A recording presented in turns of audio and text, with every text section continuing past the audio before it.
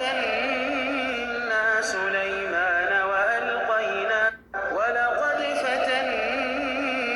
سليمان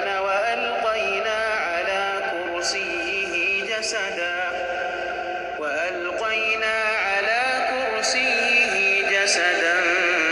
ثم أناب قال رب اغفر لي وهب لي ملكا لا ينبغي لأحد من بعدي إنك أنت الوهاب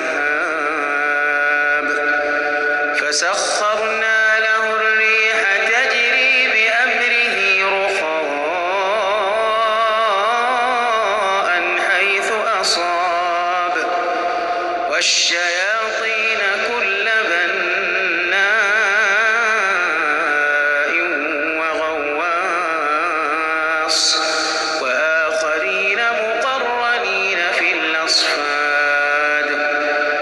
هذا عطاؤنا فامنن أو أمسك بغير حساب وإن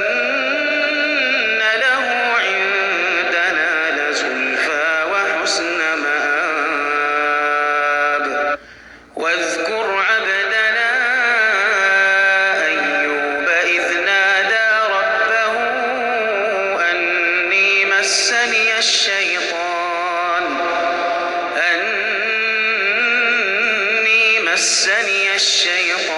بنصب وعذاب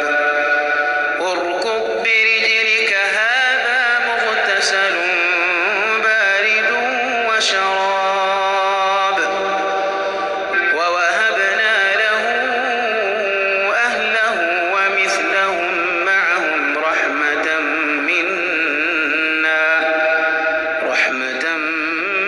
منا وذكرى لأولي الألباب وخذ بيدك ضغثا فاضرب به ولا تحنث إنا وجدناه صابرا نعم العبد إنه أواب واذكر عبادنا إبراهيم وإسحاق ويعقوب أولي الأيدي والأبصار إنا أخلصناهم بخالصة ذكر الدار وإنهم عندنا لمن المصطفين الأخيار واذكر إسماعيل واليسع وذا الكفل وكل من الأخيار هذا ذكر وإن